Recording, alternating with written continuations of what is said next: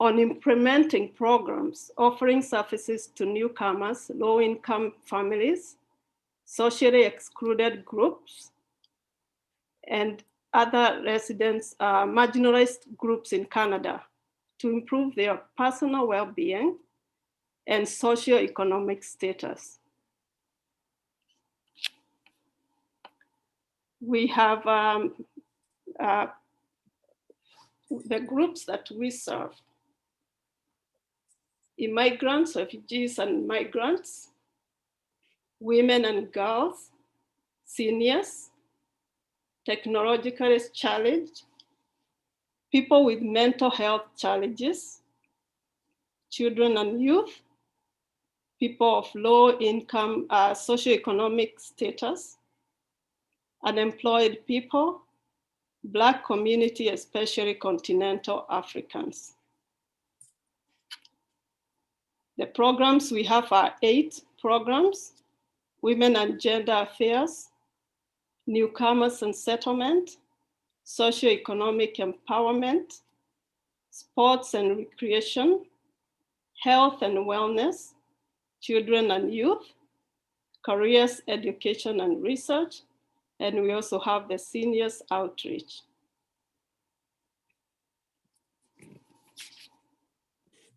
The Women and Gender Affairs Initiative, which is this webinar is under, we have Women Settlement Support, Girl Child Empowerment, Women Economic Security, United Nations Women, he for she, Gender-Based Violence.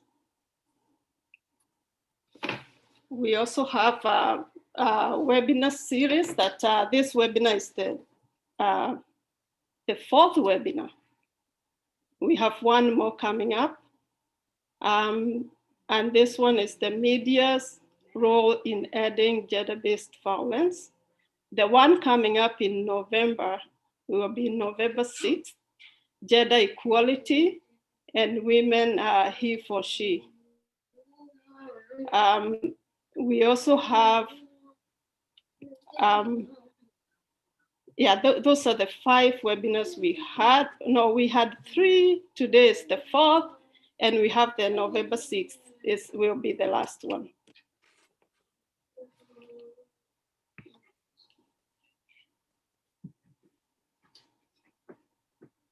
I will give it over to Sajid now. She will continue with the program today. Thank you. Thank you very much, Catherine. That was a good introduction to KCA's role. Good afternoon and welcome everybody to webinar number 4, Media's Role in Preventing Gender-Based Violence. My name is Sanjeet Kaur. I'm your host for this afternoon and also the director of the Women and Gender Affairs program. I hope you're all settled in well with a nice cup of something with you. It's a bit of a dull gray day where I am here in Ottawa, and I believe it's about the same there in Toronto too. So really looking forward to working with our panelists this afternoon. I would like to start with a bit of an apology. We did have the Honourable MP Ruby SAHOTA starting first panelist. However, she's running a bit late, so I'm going to move on straight away to the next. So do excuse me if we bring her in between after one of the panelists have just completed. Feel free to send in your question and answers through the chat box or through whichever medium that you're using, Facebook or Zoom, and we will address your questions at the end of the webinar.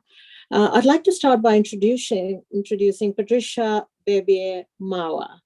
She is the Executive Vice President of Silver Trust Media, which is the largest Black-owned media organization in Canada, the Executive Vice President of Afro Global Television, and the host of the Planet Africa shows on Omni Television. PATRICIA has directed and produced well over 15 television programs, is also the publisher of Excellence and Vision and Destiny magazines. She has won numerous awards and been recognized by various organizations, including being listed in the Who's Who in Black Canada. She's also the founder of Crossover Mentorship Program, which is a youth empowerment initiative. Welcome, Patricia. It's wonderful to have you back with us. Thank you so much for having me. And hello, everyone, my co-panelists and everyone that has joined us from across Canada and around the world. Before I start, I'd like to share quick videos. So let me try to do that before I make my presentation.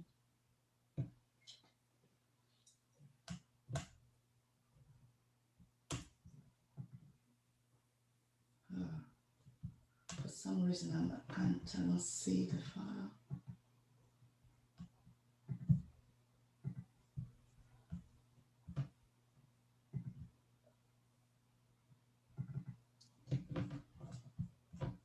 You doing okay? Do you need some help from our tech team? You know what? I just, for some reason, I don't see the video. I'm not able to share it. Okay, I'll just continue. I was just going to share, you know, a video that. That's okay. Take a few minutes, see if you find it. If it's. When I click share, I don't know why it's not showing my, yeah. Okay, I wonder if Lawrence is on to direct you. Let me see.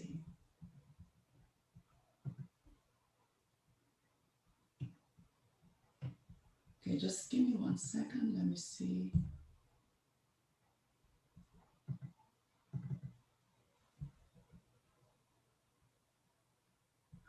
Okay, I'll just go on without the video, but it's a compilation of, you know, some ads that would have been interesting to be like a good starting point for today's conversation. It's just a compilation of some adverts that, you know, just showcase gender bias, you know, in advertising. It would be really awesome, but it's okay. I'll just, you know, start. My name is PATRICIA MAWA, as I was introduced, and I am the Executive Vice President of Afro Global Television and Silver Trust Media. So we run, my husband and I, a 24-hour TV channel in Canada. We also have 3 regularly scheduled magazines.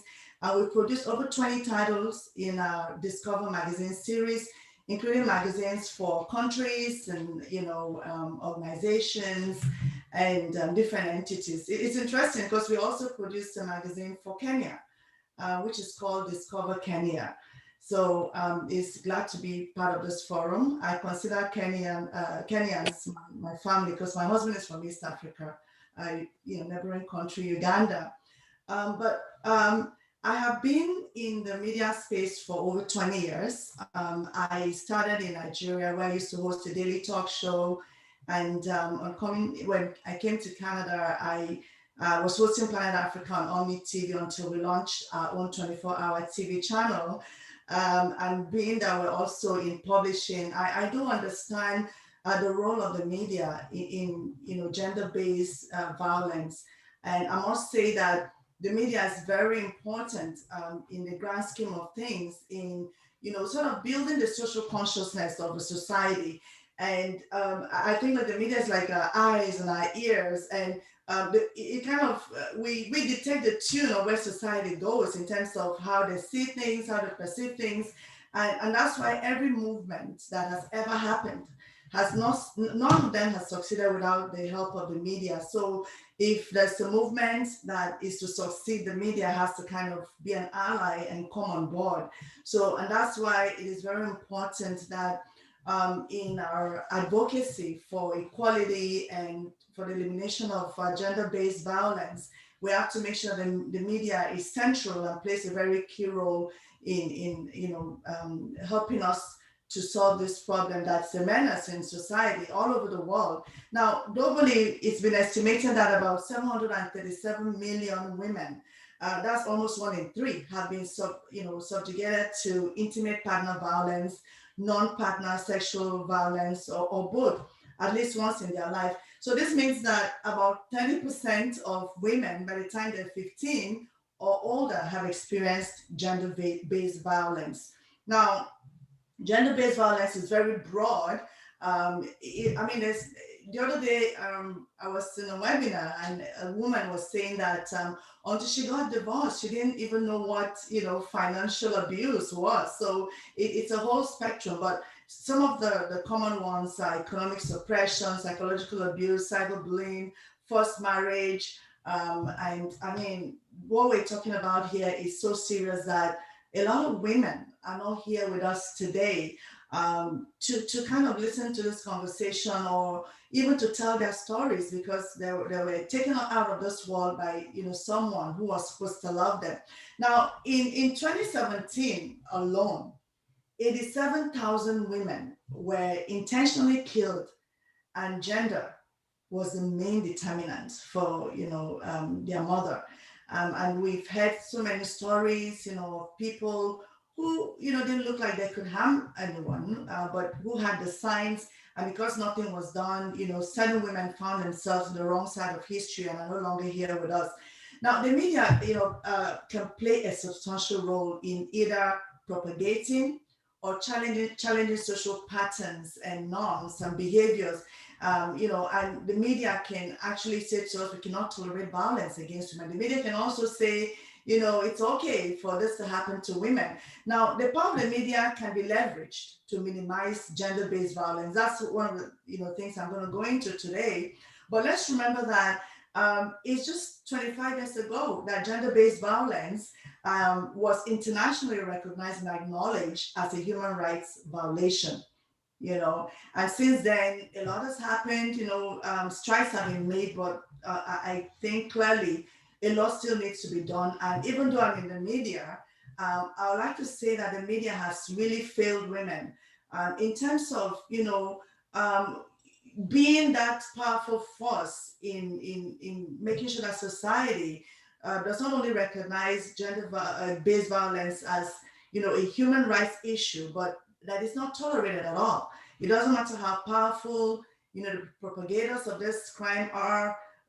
We have to actually call it out. Now, I'd just like to mention 3 points. You know, the issue with what has been going on in the media. Now, the first one, which is interesting, is poor representation. Now, if you go to the newsrooms, so I've worked in about 3 TV channels, you know, and I've noticed that most of the people who are at the top, the decision makers, are mostly men. I mean, I know things are fast changing now, but you know, it's still about 70%, especially in the newsrooms, is controlled by men. So look at the fact that the people telling the stories are men. Well, for the most part, the people dictating the story, I would say, because sometimes even if you see like the newscaster is a woman or the reporter is a woman, the person that approves the stories, the person that says this is where we want to go, this is the language we want to use, this is our agenda, is probably a man. So this means that a lot of the stories are told from, you know, a lens that does not, you know, give us a voice as women, does not represent, you know, a perspective that is very important to make the story really balanced. So if you even look at some of the TV shows, when you have experts, you know, on different things, most of the experts are men and not women. So when you see that there's poor representation of women in you know, in echelons that kind of matter, in quarters, in spheres that matter, that will position them as equal participants, it makes it very difficult for society to perceive women otherwise. Now, the second thing is the media has helped to propagate the traditional roles and gender norms that, you know, society has kind of lived with over the years. I wish I was able to show you the adverts because some of them are as old as, I think one of the ads that I was going to show you about 60 years old. And you see that, you know, right from time, women have been, you know, described in a certain way in commercials, on television. And this image is the image that society has carried and magnified. When a woman is abused, oftentimes it's as a result of this image that, you know, the media has sort of helped to magnify. And what the man is just doing is in his mind trying to keep the woman, you know, at her place. So the portrayal of women in these traditional roles has entrenched the concept where men are portrayed as strong leaders, active, adventurous, providers, powerful, and sexually aggressive. While, you know, in the other hand, women are kind of presented like, you know, weak, emotional, well, in most cases, objectified as sex, sort of objects. And so what is happening here is that the media is reinforcing and normalizing the idea that, manliness or masculinity is supposed to take precedent and take center stage while women are supposed to be, subordinates. And this has affected social standards, mindsets, outlooks, attitudes, and beliefs that often motivates, violence against women. Now, gender norms have become entrenched in the way of life of society. And as I said earlier, we kind of a reflection of what the media has structured us to be, pretty much. We're kind of always swayed towards the media. For instance, I mean, if you look at what happened in the US at some point when they had a certain president who was doing things that were not politically normal or politically correct, if you want to say. The fact that certain media organizations, were reporting things a certain way helped to, drag a good number of the population, with them. And the ideology that was being, sort of propagated, a lot of people bought into it because, I mean, there's a credibility that comes with seeing something on TV or on a newspaper or in the media. And you see, that's the reason we cannot let the media go scot-free in making sure that, not just women, but all the marginalized groups in society, that the media, takes responsibility, they're held accountable, and that they do the right thing.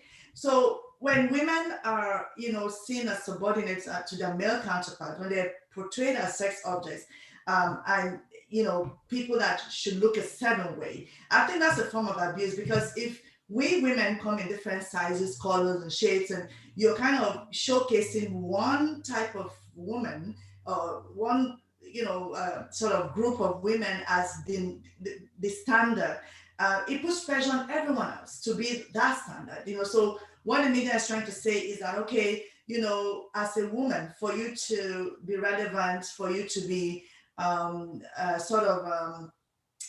you to be appreciated, or for you to have some clout, you have to look a certain way. You have to be thin, probably Caucasian with long hair, blue eyes or whatever. But that in itself is a form of abuse. It's kind of, steering us to not be our authentic self. So, but that's a conversation for another day. Today we're focused on gender-based violence.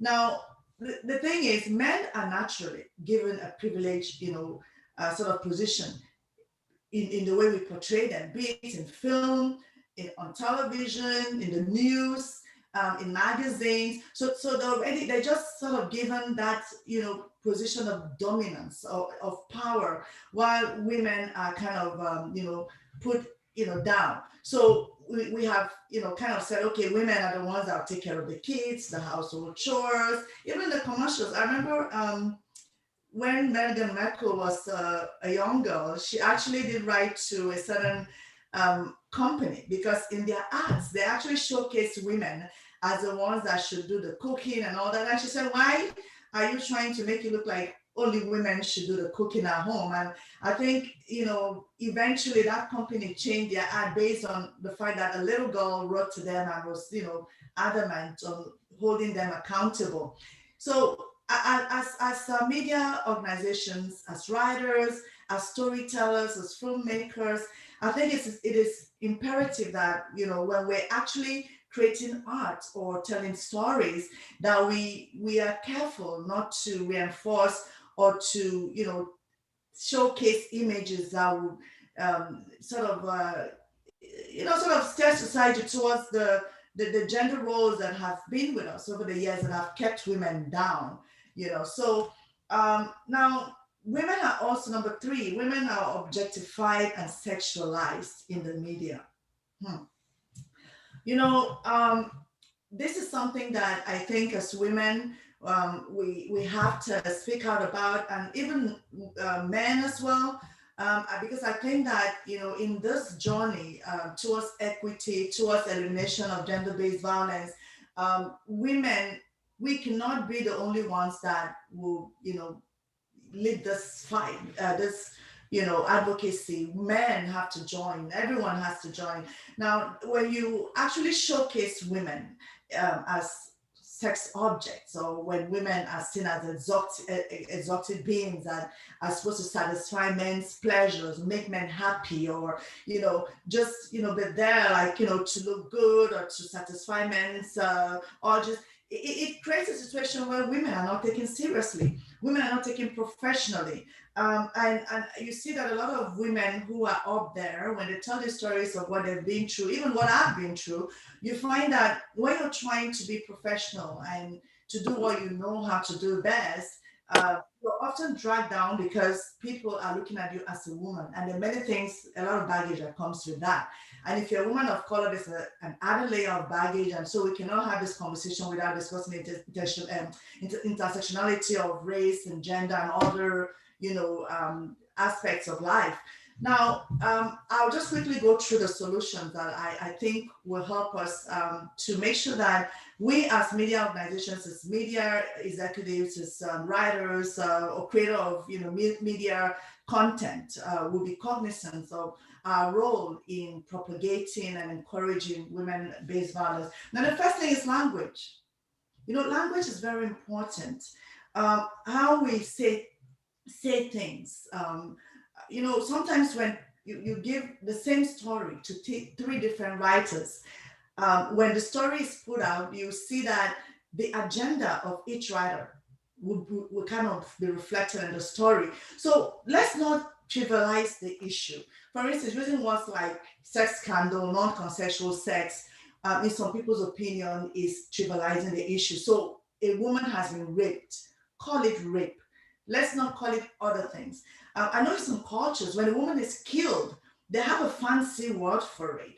I don't want to call out any culture, but I just think that what we need to do as a media is let's not corroborate those stories. Let's not validate, ills of society. So if the society is doing something that's wrong, let's not join them.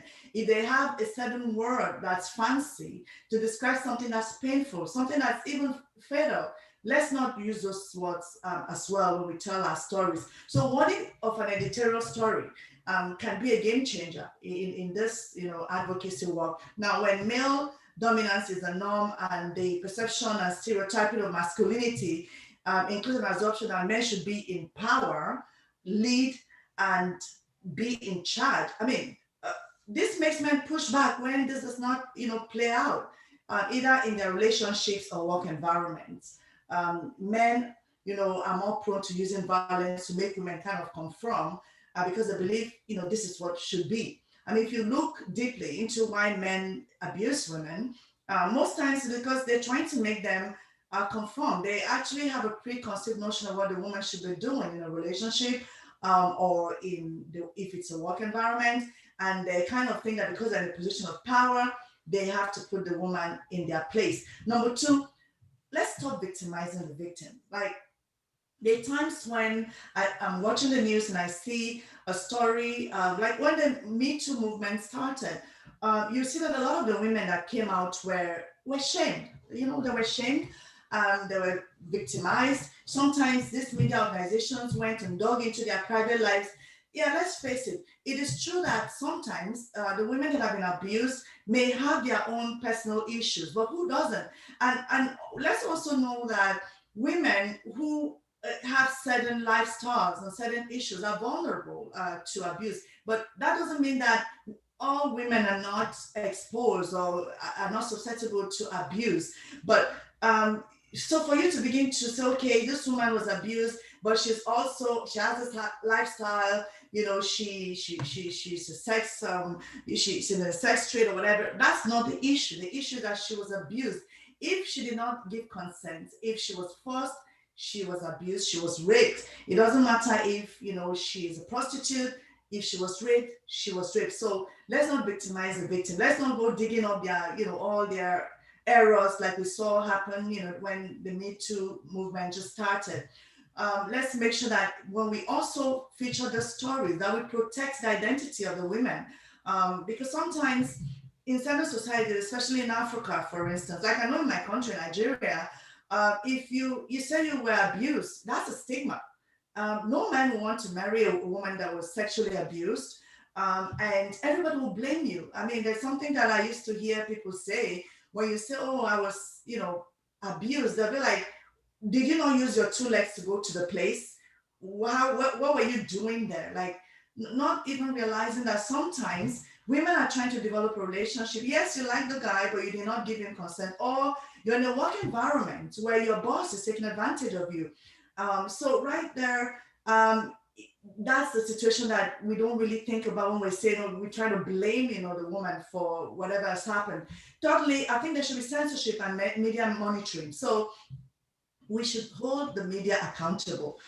Media organizations should be able to be responsible and take responsibility for the images that they put out and the creative work that they kind of put out there on their platforms. Whatever emanates from your platform, you should be able to stand beside it, and we should be able to call them out. There should be an easy way for people to report cyberbullying or violence against women, or the dissemination of images or jokes or materials that demean women. I mean, I belong to some WhatsApp groups, and sometimes I see they share jokes. I've personally inboxed some people to say, look, the joke that you shared was inappropriate. Sending pictures of a woman with a very big behind, for instance, and then the men with everybody, they kind of, even sometimes women also, when somebody sends you a picture, or there's a picture circulating on social media of a woman with maybe big, boobs or big, behind, and jokes associated with it, that is exploitation. That's exploiting our image. That's a form of abuse.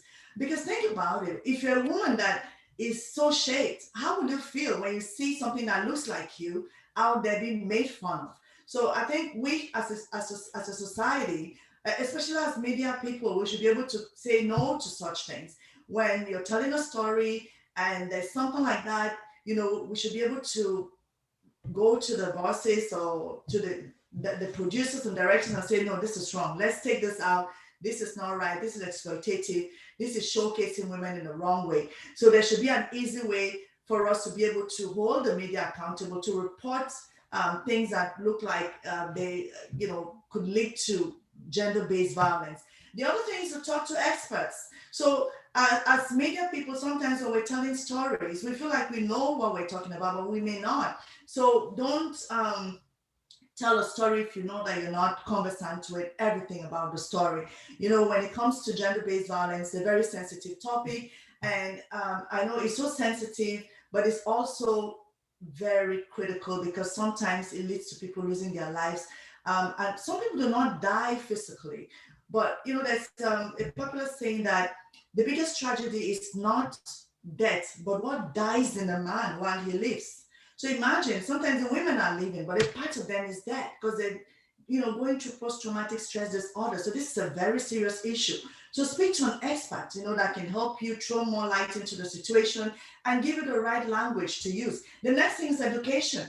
So when I talk about education, I'm talking about education of the media professionals, as well as education for the public. So as media organizations, let's train our staff members. Let's train ourselves. I mean, this days you can train yourself on the internet. Google has all the answers. You can take courses. We can, do webinars and workshops, provide toolkits and communication strategies to make sure that when we're telling stories that have to do with women, we're not using words that, will kind of corroborate or encourage the stereotypes or validate gender norms. So let's, make sure that our boys are educated early. I mean, it should be part of the curriculum. Let the boys know what it means, what gender-based violence is, and how women should be treated and viewed, and the fact that we're equal. Men and women are equal, and we should be given equal opportunities right from when they're young. We should make that clear. For instance, when I'm cooking, I call my boy, to come join me, and I make sure that he knows that, look, this is not a chore that's just for women. Men can do this too, because I think education is multifaceted. So as parents, as citizens of society, as media organizations, as media personnel, as members of the community, we, each and every one of us, we have to educate ourselves about gender-based violence so that, when we see something that doesn't look right, we can call it out. And for us as media personnel, to make sure that we know exactly what language to use, how to cover the story, from what angle. And I think that we need to educate society more about, these issues. The next thing, I have 2 more points, is allyship. So, and collaboration. The media has to become an ally. Because as I said earlier, there has been no movement that has succeeded without the media coming on board. So for this movement of the elimination of gender-based violence to succeed, we need the media. I mean, there has been fundamental, structural changes and legal attitudes that have changed since, gender-based violence was, sort of recognized as a form of human rights abuse. But there's still a lot of violence against women going on based on the statistics that I shared earlier on. But the other thing that I need to mention in terms of allyship is the fact that sometimes, journalists that come out and speak up against how women have been treated or portrayed, sometimes they're maligned, or they lose their opportunities, or they kind of fired, or sort of ridiculed. So there has to be protection for journalists, and sort of to prevent threats to their lives or positions or opportunities, because they're speaking truth to power. That is so true, Patricia, especially this last point you've raised about journalists and what we're seeing with journalists being harmed all over the world right now. Yes. Is really crucial. A lot of the points that you've raised really bring to fruit the previous webinars, and I really do request our audience to sort of follow through with those too, to understand how not to validate and how to be able to support and understand different kinds of abuse too. Now, a lot of questions have come in for your excellent presentation, and I'm going to get round to that in a little bit. I just wanted to check in with Jennifer. Do we still have the Honorable Ruby SAHOTA waiting? If I can leeway there? No, unfortunately, I think she has come off. She had unfortunately started late and she had to come off because she was waiting a very long time, but that's okay. I'll see if I can get her back. All right, if she we is can just... Yes, please let me know and we can try and leeway in. I'm going to move to our next presenter here, and I will come back to you, Patricia, with the questions that have been coming in through the various mediums we have here. Our next presenter is Debbie NICHOLLS-SKERRIT. She's a holistic creative wellness professional and artist. For over 25 years, Debbie has been involved as a creative and cultivating movement medicine as point of connection with her students, peers, and herself. She is a company member of the Collective of Black Artists, COBA. She was the director of the Toronto District School Board Co-op for high school students for almost a decade and is the founder for Your Temple, a wellness company. Welcome, Debbie. We are excited to hear what you have to present for us. Thank you. Thank you so much for having me. Greetings to all the other presenters and all of our participants attending and listening. What I found really interesting was when I was asked to be a part of this panel, I come from the space of being a physical storyteller primarily, and my wellness practitioner approach is from that perspective. And it was very, when I was trying to figure out where I need to place my intention for this presentation, I thought to myself, obviously, I'm going to speak from the place of my experience. And it's just really interesting and synergistic when I was hearing Patricia, BEBIA, MAWA speaking of the solutions, because that's the place that I come from. And I wanted to initially just talk about my perspective, right? Which really touches on, and I'm sure it's going to intertwine with what everybody else will share to this rich, nourishing conversation. So first and foremost, as was mentioned before, I am a creative and wellness holistic practitioner. And specifically, I have two flagship offerings, and what that is with respect to movement medicine in a program called AfriCore. And the reason why I'm mentioning that is because it is not just movement and dance, and this is really important when we are looking at the media's role and how we perceive, how we are going to address gender-based violence moving forward. From my perspective, it's very rehabilitative, it's very healing, and I hold space for primarily women who hold so much trauma in their bodies, right? That is an awesome thought there, Debbie, holding space for women in trauma. And it's very relevant because currently I'm also doing training on trauma healing. However, I'm going to request you to just hold your thought there. If you do not mind, we have the Honorable MP Ruby SAHOTA, who's just joined us. She's going to be on for a little bit. Please, my sincere apologies. Can we have Ruby on, please? The Honorable Ruby SAHOTA. And we will be back to Debbie. Good afternoon, everyone.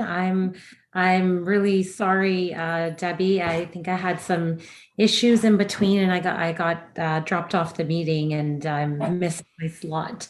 Anyway, thank you to KCA again for putting together this wonderful webinar on an amazing topic. I did learn quite a lot from Patricia, and especially appreciate the cultural perspective as well, because too often we don't have services that are culturally appropriate for women. And I've found in my community, serving as a federal member of parliament in the area of Brampton North, which is very diverse, that women are more comfortable when the person across from them looks like them, can understand what their family dynamic is like, what their cultural dynamic is like. So as a representative, we've been having a lot of these conversations that, and with your leadership from this organization as well, that more organizations that cater to the Black population, the African population, South Asian populations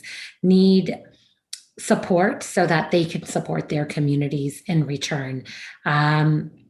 So I just wanted to make a couple of comments about some things that we're working on. Through this pandemic, there was more support, about $36 million put out to women's shelters, sexual assault centers, and other organizations in order to serve the population and also have workshops like these so that we can have these honest, open, frank conversations that are difficult in some communities to have because we don't like to acknowledge that these problems exist and we would rather ignore them.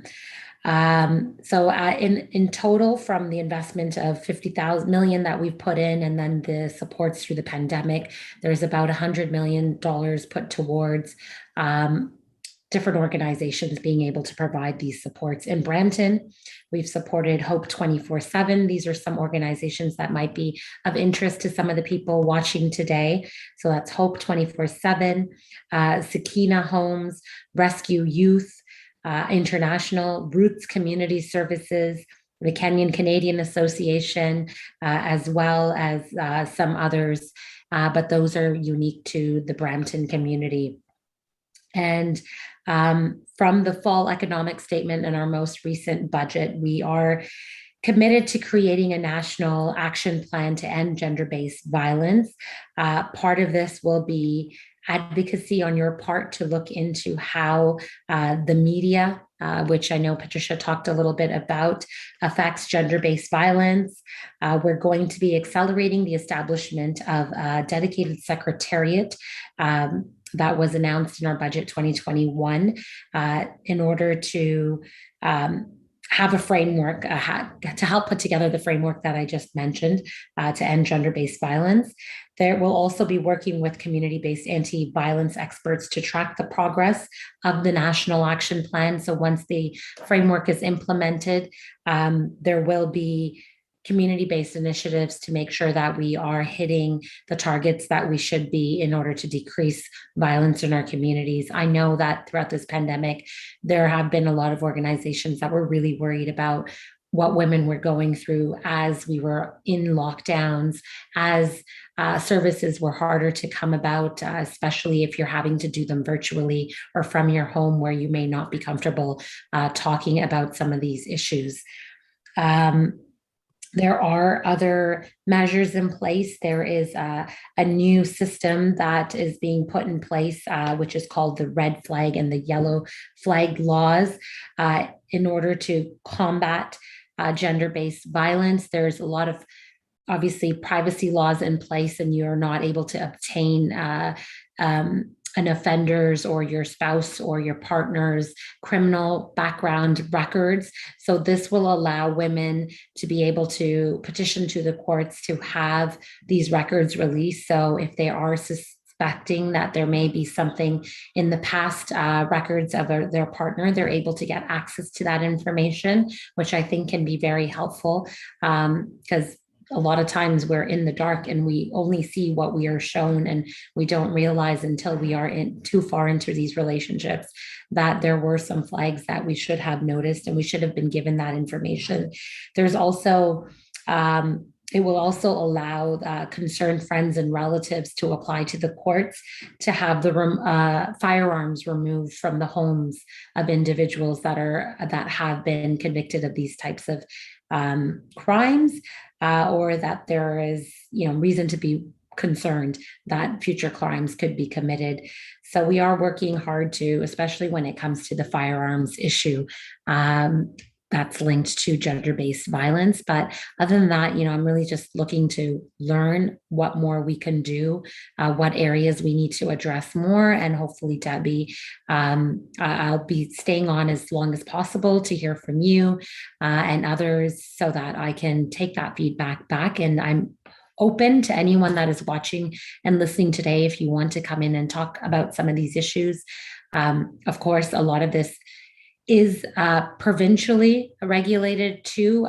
So, we at the federal level have to work with our provinces and our municipalities and regions to figure out a cohesive approach to address these issues and to make sure women don't feel alone and can reach out for supports, because we shouldn't be having as much gender-based violence as we are seeing in Canada. This is a place that everyone looks to say, women have equal rights and women have the opportunity to voice, their views and opinions, but still, just as often as anywhere else, we are experiencing that women are still suffering in silence in many circumstances. And we have rape and murder, like was mentioned before, happening far too often at the hands of people that women know. So let's work together on figuring out how we can put an end to this and create a more positive community for ourselves. Thank you. Thank you very much for coming on, Honorable SAHOTA. I do have a question here for you. And basically the question is, what about ensuring judges have more training around domestic violence in court? What are your thoughts on that? So we just actually in our last term passed new legislation that does exactly that. It has passed the Senate, so that is being implemented, and judges will now be having to take additional courses that provide them with the knowledge that is necessary, and they'll have to be updating regularly this type of training so that they are more sensitive to the issues that are put before them, because we've seen that judges have said some ludicrous things in the progress of some trials, absolutely astonishing.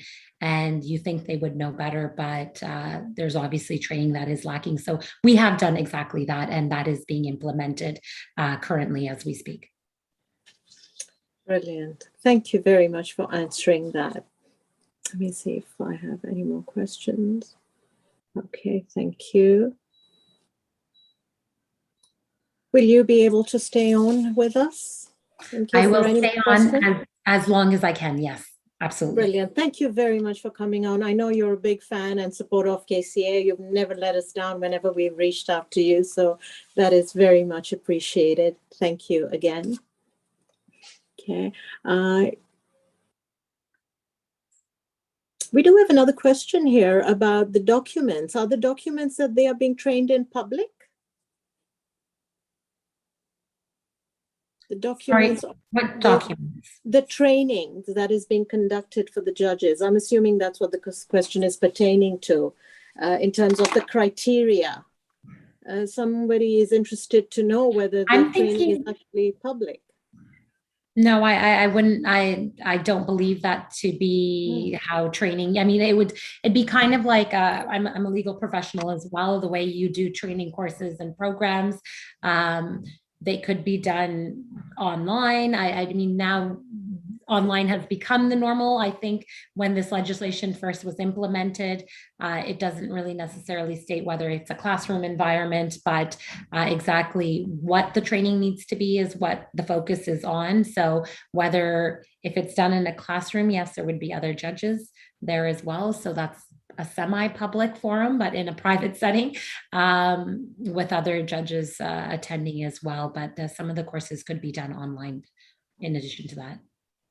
The important thing is what you said, that we've started and we're definitely creating an awareness and training our judges to be more aware of this. The implementation of this is done through the bodies like the Upper Canada Law Society and all the different legal associations across the country would be implementing these courses. Okay, brilliant. Thank you. Thank you once again. And as more questions come up, I will redirect them to you. I would now like us to redirect back to Debbie. Debbie, you were very kind and very gracious to allow us to leeway from you. And we're now back to you. I would like you to bring you back to the thought that we closed with, which was holding space for women. Right. Thank you so much. And not a problem at all. It was a pleasure, Ruby. Thank you so much. Just to go back to that point, holding space for women, but also understanding we as individuals, as human beings in general, we are multi-dimensional beings, holistic beings. So when we talk about, it was just interesting, the question was asked, ironically enough, is there any training for judges or anything of that nature? The first thing that came to my head was the fact that how many professionals like judges, I too have been a regulated healthcare professional for 20 plus years, right? But how many judges or any individuals that have a certain type of profession that has so much power are going to immerse themselves in experiences that will highlight or heighten the awareness of a holistic perspective of a human being in general. Therefore, they will be more empathic, understanding of the plight, for example, of women that are dealing with such trauma. And I loved, again, what Patricia was saying, let's not color code or candy coat the language, call it what it is trauma.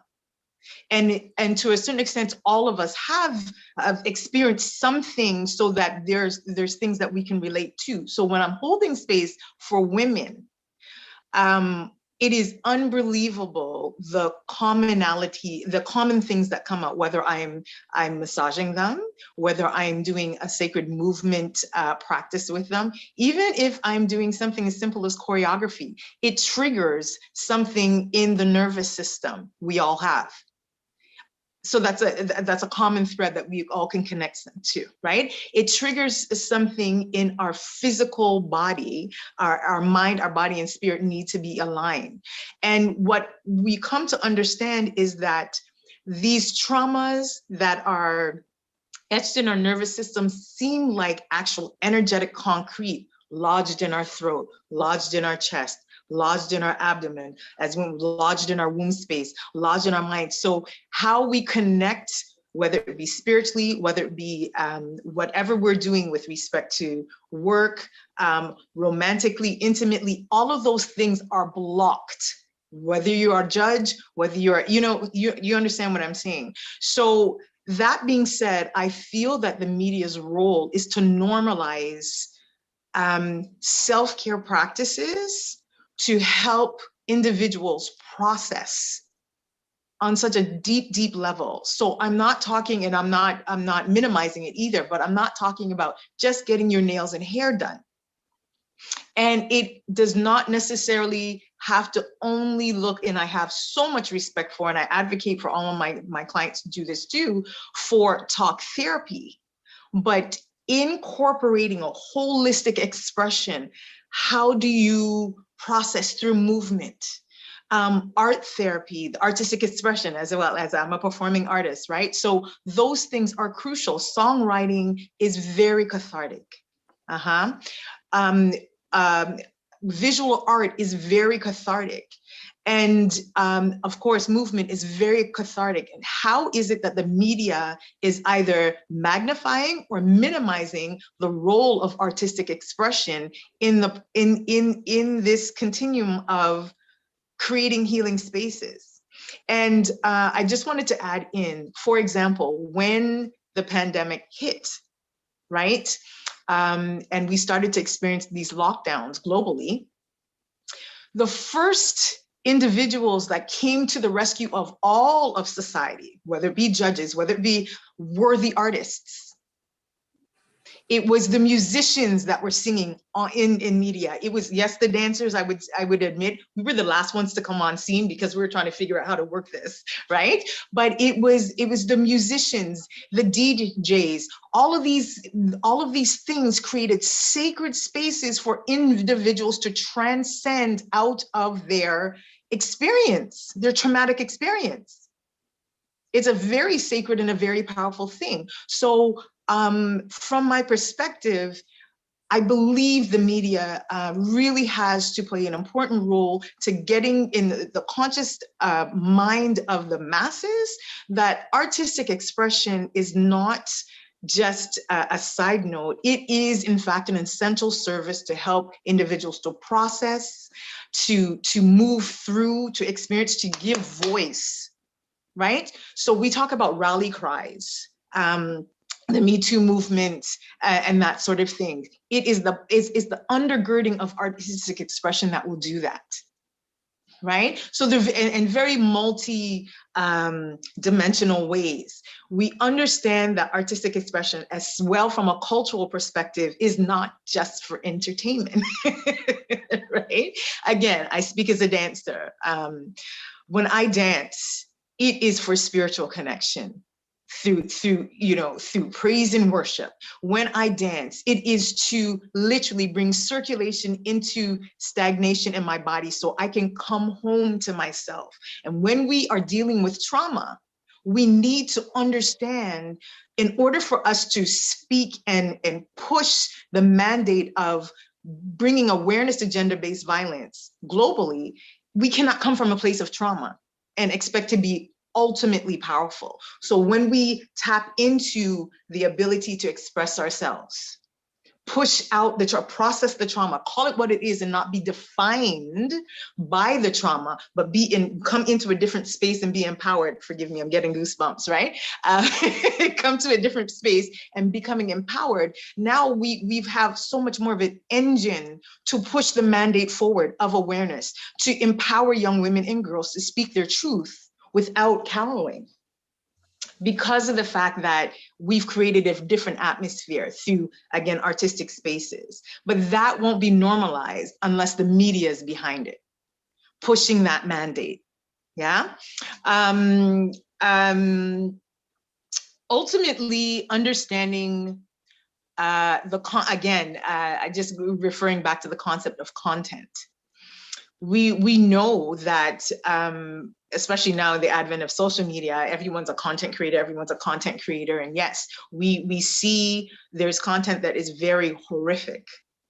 But again, if we normalize and create spaces for content that is empowering, and knowing that we are able to create a voice that is outside of the occurring traumatic experience, because just thinking about it, and many of us have been in these spaces and still are processing. But if we are continuing to not be connected with ourselves, if we continue to not understand that our bodies are not the enemy, right? Our bodies are not the enemy, and that is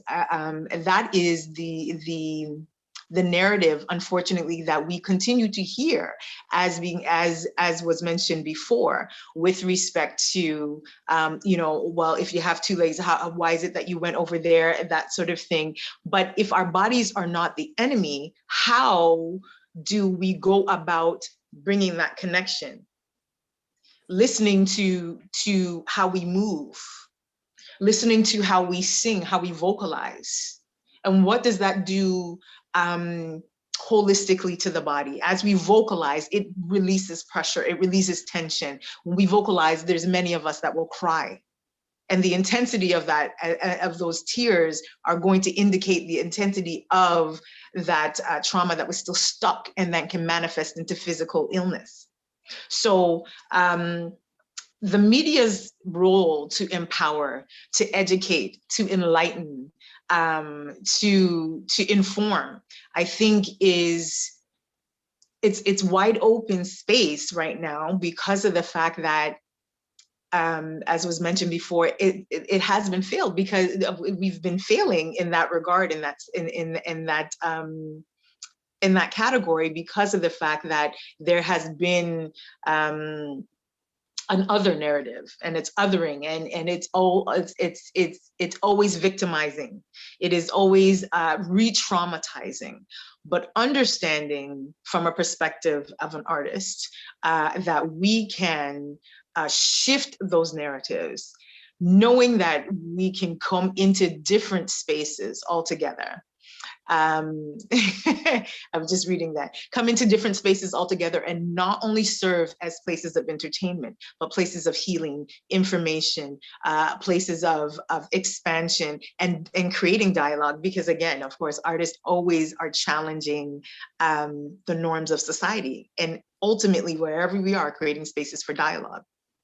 And creating those sacred spaces is very important for me as an artist, as well as a wellness professional, to create sacred spaces so that people can unload, right? I did have a PowerPoint, but it seems like, of course, all of our media and technology is doing this. So I would just kind of leave that at that, and want to really engage in a little bit of conversation based on that. But ultimately, knowing the power of what we have not tapped into in society. And seeing and labeling and compartmentalizing roles of each profession, knowing that all of us have a role to play in society, and integrating and stepping into those spaces that we're not used to, so that we can be a little bit more empathic to others in society. Yes. So I want to know if there's any questions before we continue. That was a great presentation, honestly. And you know, you're so right. Self-care has been trivialized so much to just a good afternoon at a salon or a manicure. And it's Right. not that at all. It is so much more than that. And you've covered those points so beautifully. You have this amazing energy about you. Honestly, I would love to be able to be in the audience when you have a dance performance. So, you know, and I can just see the healing that you're referring to in talking about being expressed through the body movement. It's been my lifeline, obviously. So that's where it comes from. It's been my lifeline for the same trauma that we are all trying to navigate through, right? Yes, well, you seem to have done a good job on yourself, because that's certainly the feeling and the energy, you know, I'm getting as on the other side, just listening to you. And I hope the same, our audience on Zoom, Facebook, live streaming are getting the same energy, and we'll look up Debbie's company too. I hope you will stick around with us. We will have questions coming in, and I will pose them to you at the end when we have our Q&A.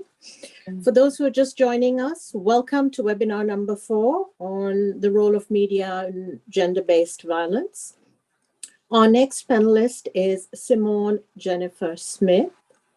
She's the Chief Reporter and Operations Manager of Toronto Caribbean newspaper and the host at TCN Video Productions. She's also the founder and director of Here to Help. And she leads a team that goes out into the community, servicing families with their education, legal, and mental health needs. Welcome, Simone. Looking forward to your presentation. Thank you. Thank you very much. Before I start, I want to thank Patricia. I also want to thank Ruby and Debbie for their presentations. What I was worried about when I was putting together my presentation was how many times I was going to hear the same thing repeated. So I was a little, and as I was listening to Patricia, I was like, oh gosh, okay, can't say that again. I don't want to, but in saying that, sometimes, and this is the problem, I think this information needs to be repeated over and over and over again. So as much as I have most recently entered into the media space, the majority of my background and training is in psychotherapy, humanistic and clinical psychology. And one thing I want to hint on before we go any further into this discussion on media's role with gender-based violence is I want to speak directly to the trauma which was brought up, and to explain something that I think media need to take this, media personalities, people who present news need to take these things into consideration. Number one is the fact that a lot of women sometimes have no idea that they're experiencing gender-based trauma. A lot of times these things are passed down transgenerationally. And I can only speak to my community. I'm Jamaican, so I can speak to the African Caribbean community. And I can say that gender-based violence is prevalent and has been prevalent in our community for years, for generations. And a lot of the time we don't report, it is underreported in our community because a lot of us, for us, it's normal and it's become normalized. And it's passed on from generation to generation. And we have no idea that what we're experiencing is considered not good for us because we've seen it so much. And it's something that I think, especially for me now, entering the media space, with the education I have, one thing I really want to do and one thing I have been doing is making sure that as much as I'm presenting news, I also like to educate people on different cultural things because everyone, and this is not just a African Caribbean thing. I think in many cultures, gender-based violence has become normalized by a lot of people. They just accept it. And this is why I think sometimes for a lot of us, it is underreported. So what I want to do today is talk about a few things that have come up. I am probably going to go over again, like I said, some of the things that Patricia did mention, because I don't like to focus on the problem because they say that what you focus on grows. So I really like to focus on the solutions of any situation that is presented to me. So one thing that I like to say is I like to hold people accountable. Unfortunately, throughout this pandemic, the media has focused more so on COVID-19, what's actually happening with this virus. And what they're not realizing is that behind the scenes, there are a lot of things that are far worse, far more damaging that are happening that surpass an influenza virus. One of them being gender violence. I know you guys have all seen the statistics of how it has gone up significantly. I was hearing that hotlines, and I was getting lots of messages, hotlines were ringing off the hook.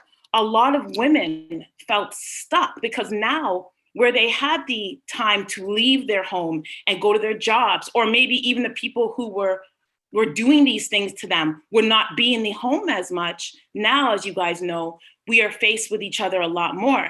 And it's fine if you get along with someone, but it's not so great when you are under again, where you're facing abuse or dealing with abuse or dealing with violence, which can come in many forms, sexual, verbal, psychological. So, and that's another thing too, I want people to understand. Gender-based violence sometimes thinks it's just a physical thing, and it's not.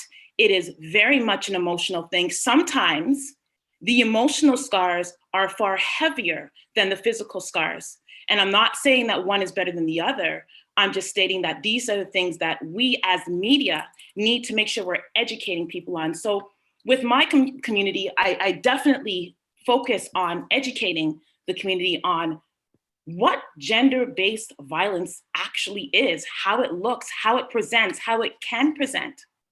And I have a couple things here. I'm not going to speak too long today because I know we have other speakers coming to talk, but I really wanted to speak on that whole idea of transgenerational trauma and the fact that we need to be doing more in the media to, yes, there is a pandemic. We all know that now. That's nothing new to us. We've been dealing with it for almost 2 years now, maybe even a little bit more.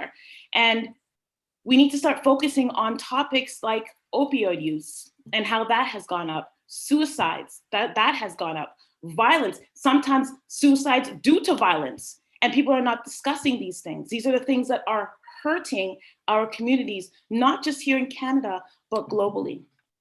So I want to focus on some of the preventative strategies that I have worked on personally myself.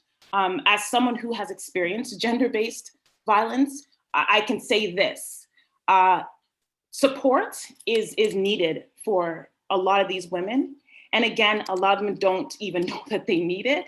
And this is why education is so important. We need to be there for these women and being sensitive to them. And yes, there's something brought up by Patricia when she said how a lot of the times women are objectified. That is a huge problem in our community. When we have role models, and listen, I don't want to call out anybody, but when we have stories on women like, for example, Cardi B, who says certain things like, I don't even know if I can say it because it's very rude, but she's saying things like it's okay to have sex for money. And we have young women who watch this, who hear this, because it's pushed out on social media. It's pushed out when she performs on MTV.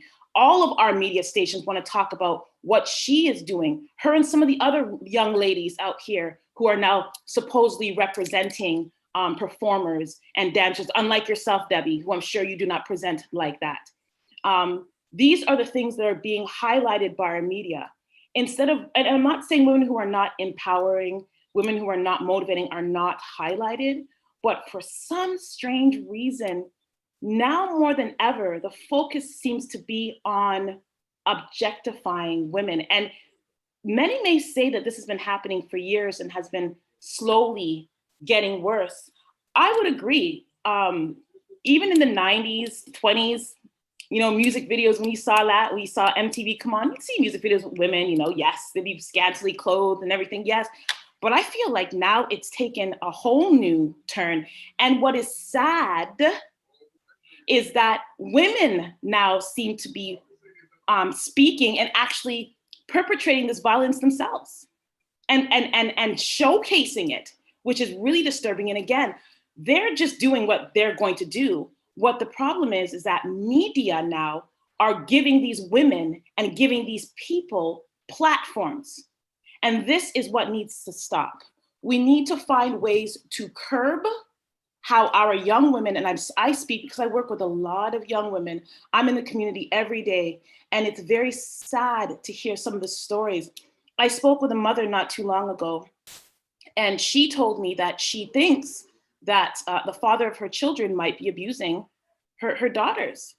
And she doesn't even know what to do. She doesn't feel like she has anywhere to go. I'm glad she spoke to me, but it brought to mind that I'm like, you know what? As someone working in the media space, I feel like topics like letting our little girls know, our young girls know exactly what sexual abuse looks like. These are things that are sometimes not discussed in homes. They're kept hushed. They're kept quiet. And when these young women experience these things, like I was saying before, they have no idea that it's not right, that it's not okay. So these are the type of things that need to be brought to light sensitively. And I say that because topics around sexual violence, which I've been speaking a little bit more on, topics around physical violence are sometimes almost seen as like hush hush in a lot of ways. In the Jamaican community, sometimes they say, whatever happens in the home must stay in the home. So these are the type of narratives that people in the media, people like myself and other people working in the media need to be sensitive about, and just even these cultural things, because you have no idea what different cultures and how different cultures see this and how women in these cultures look at gender-based violence. So something that we should definitely be doing more of is highlighting it. Front page stories. I know a lot of the stories nowadays have been based once again on COVID. I am guilty of it. I've been speaking of it a lot. Anyone who reads any of my work knows that I've been on it. I've been drilling home on a lot of the things pertaining to COVID. But also what I've been doing is looking at some of these other stories like the fact that there are a lot of women who are suffering at the hands of males.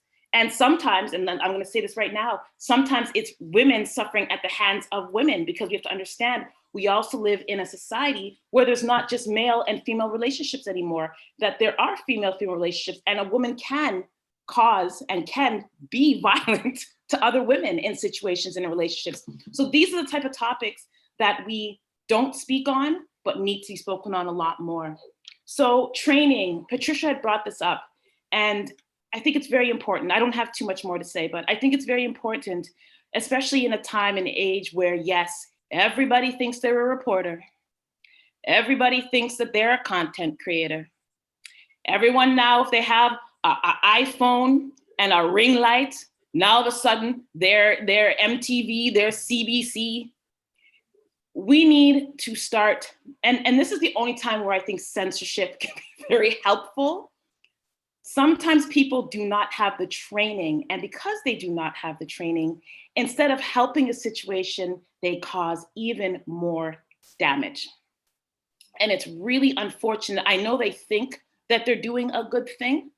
But for example, people like Patricia, who's been doing this for 20 years, I'm still new to the game. I would love to sit down with people like Patricia and be trained in how, because I'm sure she's seen a lot in the 20 years that she's been in the media space. I would love to be sitting down and be open to sit down and be training with people who are a little bit more advanced in this, instead of just popping on a ring light and talking to say I want to talk, or writing to say that I want to write something.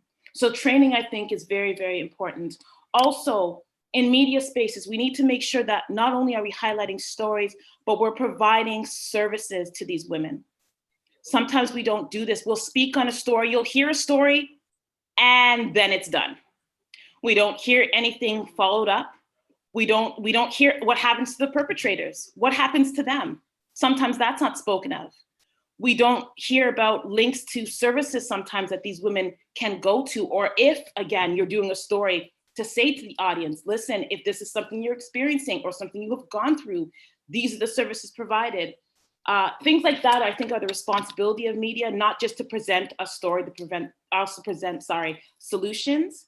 If you are online and you are posting things online as a media source, be mindful of your posts and watch the comments, because people can get really nasty sometimes. And it's unfortunate when I look at some media outlets and I see what's allowed to be comments, some of the comments that I'm seeing, I'm like, how is this not monitored? How are we not looking at what people are saying? Because there are some very hateful, hurt people out there. And I don't condemn them, because hurt people, but it's not, again, as media people, we need to be responsible and making sure that we monitor things like that. Training curriculum, oh yes. Being sensitive, this is my last point. I think also what we need to do for the women who have experienced gender-based trauma and who are gender-based violence, and who are willing to speak on their trauma, I think there should be times where these women, again, sensitively, are given a platform to speak. Also, when you're giving someone this platform, you need to be mindful of certain things, making sure that they know you don't have to answer certain questions if you don't want to answer it. Feel free to share parts of your story that you're comfortable with sharing. Back in the days, they did that blurred face. You know what, if that needs to be done, but I really truly believe that we need to start giving women a platform to speak on their experiences personally. Because I think more than me telling the story about someone else, I think it's a lot more impactful when a woman can share her story, because you never know when she's sharing that story, who she's able to touch, who can connect to certain parts of her story, and of course, who she can help in the long run by sharing that story. I think that's pretty much all I have to say about this, because I know that we have other presenters, but I definitely want to just, again, my highlighting points is we need to focus on other things other than just COVID deaths, COVID this, vaccine this. Yes, important. I'm not shying away from that, but there are other bigger issues that we're dealing with in our communities. Also understanding transgenerational trauma and how that relates to gender-based violence, and also training of media personalities and people who have ring lights. And what else? I think that was it. Yes. Oh, and giving people a space to tell their stories in a sensitive manner, allowing them to share and seeing what comes from that sharing. Thanks everyone for allowing me to speak. Thank you, Simone. That was such a powerful presentation. Honestly, it was very well received, and I hope by our audience too. As for repeating the message, honestly, we simply cannot repeat it enough. You all have a different audience, you have different localities, you're representing different demographics. So really what's wonderful is that the message is almost the same, and so we cannot repeat it enough in the different areas and using different media platforms, blogs, podcasts, etc. You've raised some really, really good points, and I'm hoping the audience will have taken note of how to watch what our children are watching, how to be careful about that. I had an experience just about a month ago where, as an educator, a child had written on one of her worksheets, "Help, my father is abusing me." So I could so relate to what you were saying, and I'm thinking, what is the situation where somebody who's working on fractions sits down to write this? What a cry for help. And as an educator, the mandate is to report this. And it's not always an easy thing to do. And just the whole process was really tough for me. So when you tell me that you had a parent, saying the same thing to you, there's so much more of that. I agree with your point too, that right now focus has been removed from everything that is so very important and sort of redirected to one or two different causes. But I'm glad that there's you and other speakers and organizations like our panelists who are at the grassroots level, very aware. It's not just a top-down approach, it has to be a trickle-up approach too. So there are people at the grassroots. If anybody has been triggered by any of the conversations held here today, we will be putting up a slide with a few numbers for you to be able to reach out. Please feel free to put comments and reach out also directly to us in case you feel you've been triggered by anything said today, and we are sure to point you in the right direction and offer you some help. Thank you again, Simone. I would now like to go on to our next presenter, Trician Renee Edwards. Trician Renee is the founder of the Love and Light Collective and creator of Love, Light and Learn TV. She holds an honors diploma in radio broadcast journalism, as well as a degree in English and Women Gender Studies from the University of Toronto. The Love and Light Collective is a movement that promotes education and wellness of Black children.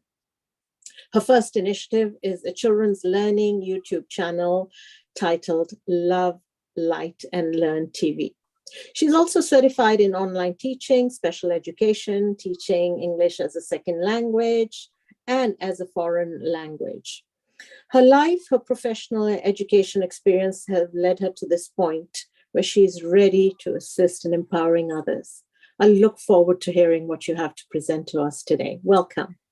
Thank you so much for having me. I really appreciate being here, and it's just lovely to hear other women who look like me being on the same wavelength that I'm on.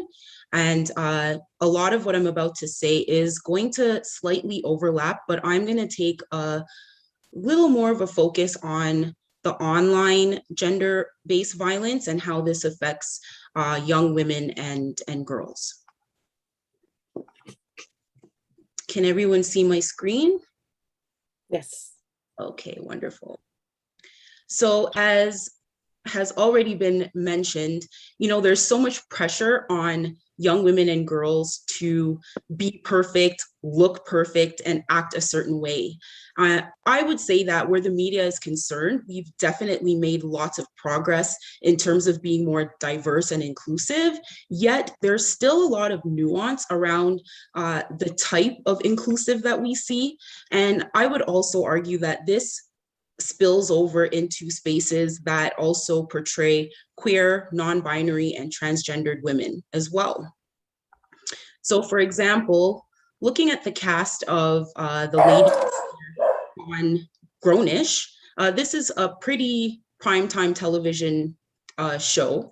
And as you can see, there are quite a few young Black women on the cast, but yet there still isn't one woman who is featured with a darker skin tone.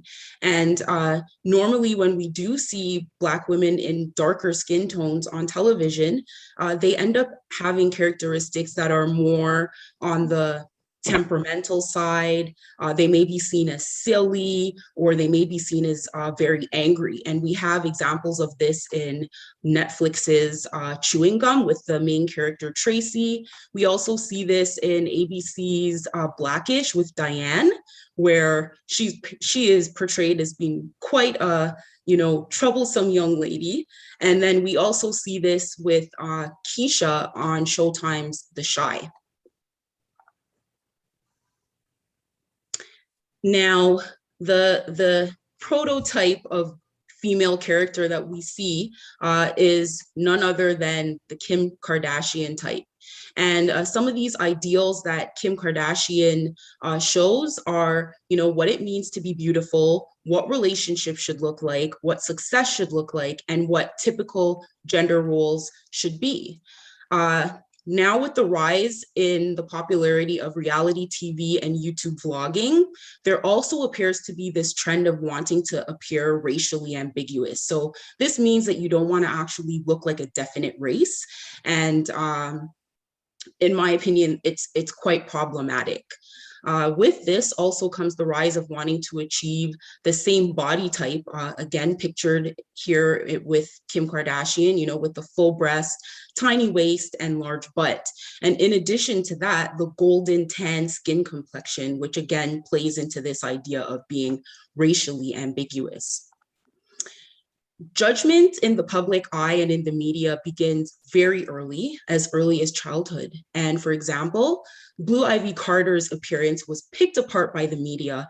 There were so many mean comments made about her face, so many mean comments made about her hair and the texture of it, while Little Northwest didn't really receive that type of attention from the media.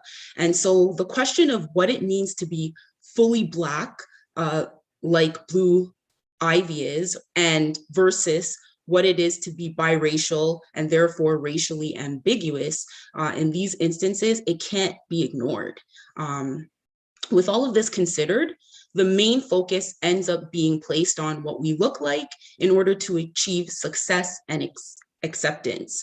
Now, based on my experience of working with youth, I've observed that when a child doesn't fit into what the natural status quo is in terms of, you know, having the latest name brand, or even if their hair is a certain texture, if their features are different, this actually ends up being one of the largest driving forces behind violence of all kinds that are inflicted upon girls and women. And also there seems to be this trend where we teach our girls that if a boy makes fun of you in school, it's probably because he likes you. And, you know, this is not good because it kind of influences young girls to have acceptance for poor behavior with friends, in intimacy, and even in the workplace. This also has a tendency of growing into the acceptance of rape culture, which is often seen in things like music videos and also heard in lyrics of songs. So the first song that comes to mind for me is Blurred Lines, which is a pretty mainstream pop song by Robin Thicke. And this song, most of us may not have noticed it if you just listen at face value, but it is pretty much glorifying this idea of rape culture, and this is problematic. In Canada, gender-based violence is defined as violence that is inflicted upon a person due to their gender identity, gender expression, or perceived gender. Now, this form of violence is disproportionately plays itself out as violence against women and girls, and is predominantly perpetuated by common social practices, inclusive of sexist jokes, demeaning representations of women, and what heteronormative expectations would usually be portrayed as within the media as well. Now, gender-based violence is definitely a type of abuse, and women are 20% more likely to be the victims of violent acts than men, and this data came from a self-reported review from the General Social Survey of Victimization in Canada. Now, I'm not going to go too deep into this because I'm sure that we're all pretty aware of what the types of violence are, and it was mentioned a bit earlier. So there's physical violence, sexual violence, verbal violence, emotional, psychological violence, and financial and economic violence. And I'm just going to play a quick video that talks about what online violence is, because this has become such a phenomenon right now. And so yes, just a moment, I'll play that video.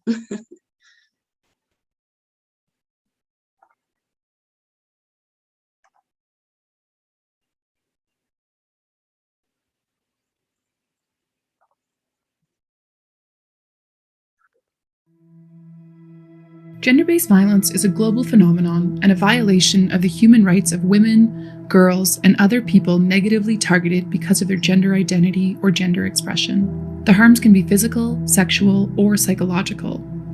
As our online and offline lives become more integrated, gender-based violence and its impacts now overlap in both physical and digital spaces. Perpetrators of intimate partner violence, stalking, and sexual harassment are now using digital tools such as social media and GPS tracking to cause harm alongside in-person violence. Digital tools have also opened the door to new forms of abuse, such as the non-consensual creation of sexual images through artificial intelligence, including deepfake videos. The result of these new digitally enabled abusive behaviors is what's known as online gender-based violence. This is not a standalone form of violence, but a digitally enhanced form of existing violence. While recognizing that online gender-based violence is a part of the continuum of gender-based violence, there are some factors that make this form of violence especially challenging to address. First, since it occurs digitally, online gender-based violence can happen across geographic locations, with abusers being able to access their targets even when they're not physically close to them. Second, because our lives are so digitally integrated, it can be nearly impossible for those targeted by this abuse to escape online gender-based violence. Additionally, many forms of online gender-based violence are not well understood either by the wider public or the justice system. Online gender-based violence has been minimized and ignored because of the mistaken belief that online abuse is not as harmful as abuse that happens in the physical world. To combat this misconception, it's vital to understand the many forms that online gender-based violence takes, who the victims are, and what harms arise as a result of it. One of the more commonly known forms of gender-based violence is online harassment. Harassment itself can occur online or offline, and it can be perpetrated by a single person or a group of individuals. Harassment in violent intimate partner relationships has been amplified with new technologies. An abusive partner can not only treat their partner cruelly in digital spaces, but they can also monitor their partner's behavior with technology in order to control them. Common apps like Find My iPhone can be used to track their partner's location, or more complex tracking technology such as stalkerware can be used to monitor all aspects of their partner's phones. This information can be used to stalk them, invade their privacy, and makes them feel as though they are always being watched. Other people face online gender-based harassment in the forms of sexist and threatening attacks by other internet users. One of the most disturbing forms of this harassment is what is known as networked harassment. Online messaging boards and social media sites have created new spaces for people to gather to organize harassment campaigns against individuals or specific groups of people. For example, sexist and misogynistic messaging boards have led to large-scale harassment campaigns against female gamers, transgender people, and feminist advocates. Women, girls, and LGBTQ+ people are at particular risk of being targeted by online gender-based violence. Intersectionality, the interconnected nature of a person's various social locations, also plays a significant role in who is targeted by online gender-based violence. Black, Indigenous, people of color, disabled people, and LGBTQ+ people face statistically higher levels of online harassment and abuse. Additionally, women and girls in leadership positions, such as politicians, human rights defenders, and journalists, are specifically targeted online due to their leadership positions. The impacts and harms of online gender-based violence are felt both on the individual and systemic level. Individually, people who encounter this kind of online abuse experience psychological harms, fears for their physical safety, worry about getting attacked online for expressing themselves freely, and face reputational, professional, and economic consequences. On a broader and systemic level, this violence reinforces inequality and maintains discriminatory norms that limit women, transgender, and non-binary people from realizing their potential and their human rights. There is a critical need for more representation of equality-seeking groups and the issues that are important to them in politics, journalism, and other positions of power. But these voices are stifled when these leaders experience harassment online. Either individually or systemically, one of the most harmful effects of online gender-based violence is its silencing effect. As the rates of online gender-based violence continue to grow, there is a need to invest both time and resources into finding solutions to ending this violence. This requires a multifaceted approach, with governments, civil society organizations, and technology companies working to address these issues. Social media companies need to be more responsive to the needs of people experiencing violence, and they need to provide meaningful support for those abused on their platforms.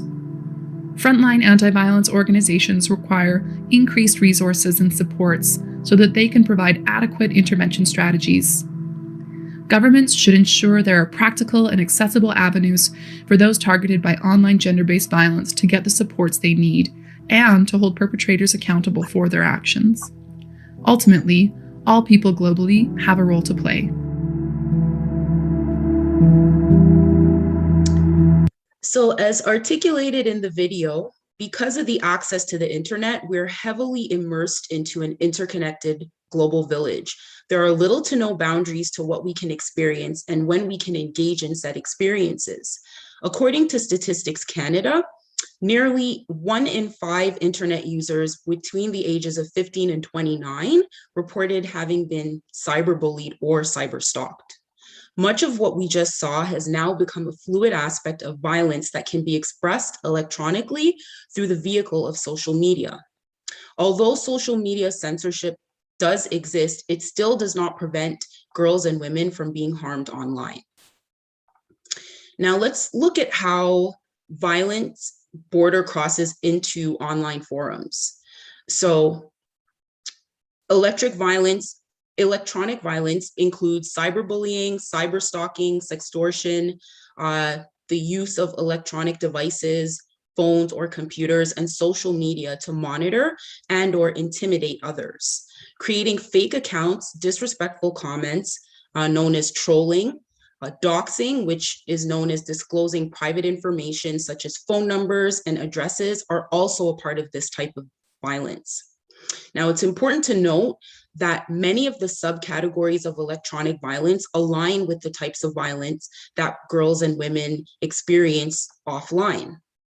So if we look first at sexual violence, there have been many cases of revenge porn, which basically ends up being where someone who may have shared intimate photos with somebody, whether it's consensual or not, this porn or explicit images are used as leverage or collateral to extort them and possibly threaten them with sharing it with other people online. Verbal violence, this crosses over into the cyberspace in terms of trolling or having inappropriate comments under posts. Emotional and psychological abuse crosses over in ways of exclusion. You see this a lot with chat rooms or in online gaming rooms.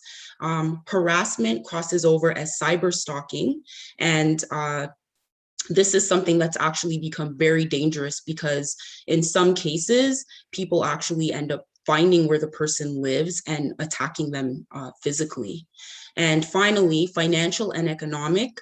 This crosses over as sextortion, which is quite similar to this idea of revenge porn, where the victim may be forced to provide explicit photos, and then someone will hold finances as the collateral for them or as an exchange to not share it with the public. With this said, due to intersecting forms of discrimination, girls and women of diverse backgrounds, which includes BIPOC, those living with disabilities, and the LGBTQI+ communities, are at much higher risk. Girls in Canada are more likely to be bullied online than boys. When adults were asked if a child aged 8 to 17 in their household had experienced cyberbullying, girls were 7 out of 10 times more likely to be abused online. There has also been a 70% increase in cyberbullying during the pandemic, and this is quite obvious for the fact that we have been forced to be online more often than usual. Now, why are women and girls more often targeted? So some of the things that came to mind for me, first off, would be social inequality, which to me doesn't need very much of any explanation. Misogyny, this is problematic because views that are deeply embedded into society influences how people behave online, and therefore it border crosses into real life. It's also my opinion that due to girls and women traditionally being perceived as more vulnerable than men, we're often subjected to this more, and most importantly, hurt people hurt other people too. It's mostly likely that the bullies are on the receiving end of this type of inappropriate behavior as well. And so they're simply wanting to hurt someone else, thinking that it's going to make them feel better. Now, although online violence is not only limited to boys and men being perpetrators against girls and women, this was mentioned a bit earlier as well, that girls and women are being the perpetrators with each other. In addition, we also have to pay very close attention to the fact that because of this idea that we are a global village now, this violence has no borders. How can we change this? Well, to me, change online requires change offline first. This was briefly mentioned earlier in terms of having more of an impactful look at laws and legislation and how this more supports people that have complaints about this. There seems to have been a bit of a lag between law and technology, and I'm glad to hear that it's being worked on more, but I wish that it would be a little more vigorously done. Gender-based online violence can be subjective, or I should say it can be viewed subjectively. So we always need to make sure that we advocate for ourselves and make sure that we're carefully documenting any uncomfortable circumstances or experiences that we may encounter online. So with this goes with the idea of normalize speaking up. Next, I think that it's really important to have more open conversations with the children in our company. When children trust the adults around them, it's much easier to detect patterns of behavior that may be misguided or off. And so, yes, make sure that the lines of communication are always open. Next, I would say that we need to lead by example and model healthier social habits, and also to model healthier social media literacy. There is a great tool for this. It's called mediasmarts.ca, and on there, it's very fantastic in terms of showing how to set up child-friendly security on your children's devices, and also teaching forms of online literacy as well. Finally, we need to create more access to culturally responsive resources, and this would be inclusive of therapy. So this ties in also with what Debbie was talking about earlier of the holistic approach. And I mean, although the main goal is to do away with this whole idea of online gender-based violence altogether, we still need to make sure that there are resources available for anyone that may still experience it. Now, this was spoken about a lot earlier, which has to do with mainstream media and how we can assist. And I see myself as being part of mainstream media now with the online television series that I just launched. And through my work, I'm striving to make sure that I'm creating an online space that's safe, positive, and uplifting to assist with changing the trajectory that feeds into gender-based violence, whether it's online or offline. And specifically, though, I think that there should be a bigger focus on social media. And this way, what I've started doing was just showing some very realistic visuals of children so that there's less pressure for, especially for our girls and women, to feel like they need to represent themselves in a certain way. So here's a very quick clip of some of the work that I'm doing. I like your hair a lot. It looks really nice. It's definitely something we have in common. Yes, I like my hair too. And I was just about to ask you, how do you feel about your hair? Isn't that something that makes you feel strong sometimes? Yes. Yeah, and not many people I see have this locks. Okay. Not many people like in your school or just sure in general? I'm pretty sure in general, but I'm pretty sure I'm the only one with dreadlocks in my school. Okay. So as I've said, my goal is to be a part of the change that assists with instilling a healthy mindset from a young age to encourage moving away from being a part of the culture that further perpetuates the violence against girls and women and violence in general. Thank you so much for listening to me today, and enjoy the rest of this webinar. That was Trishan Renee Edwards, the founder of Love and Light, and she has an initiative, Children's Learning YouTube channel and Learning Television. I love the fact that your focus is on the youth, the children, our future. And you really brought today's entire presentation to a beautiful end with giving us such enriching message and hope. Because these children are our future, and some lovely, I love the last video too.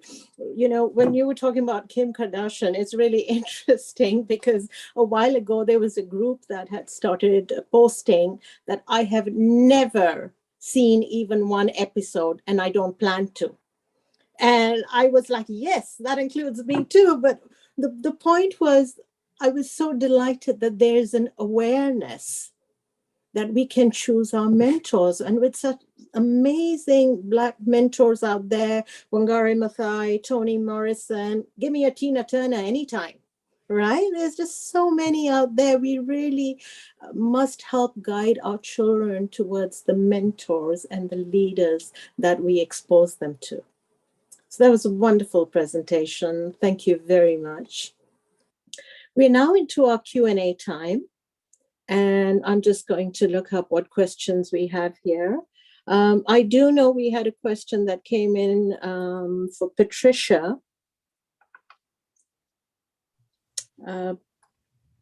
Patricia, are you there with us? Yeah, I'm here. Okay, great.